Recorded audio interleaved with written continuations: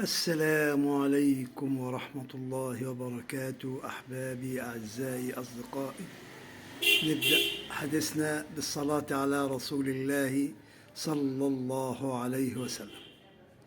أكيد الأهلوية سعداء بإمام، لأن بيدفع بينا دايما للأمام.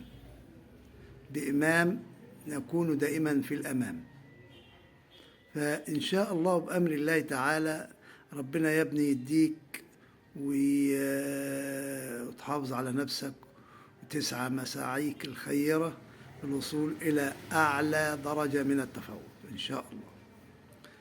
دي حاجة. الحاجة التانية، عيب عيب عيب عيب عيب، مش عايزين نقول جمهور الزمالك كذا، يعني كل واحد فينا عنده في بيته امرأة، زوجة، بنت، أخت، أم، فعيب إن نجيب سيرة لا مؤاخذة الحريم في بتاعتنا في المدرجات. محدش فيكو هيبقى سعيد لو جماهير الأهلي ردت بنفس أسلوب، لكن جماهير الأهلي مؤدبة ومحترمة ومتربية.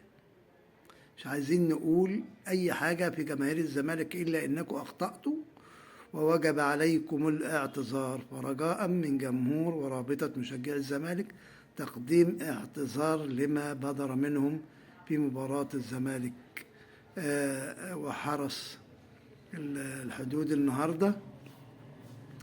وإن شاء الله يبقى خير خير.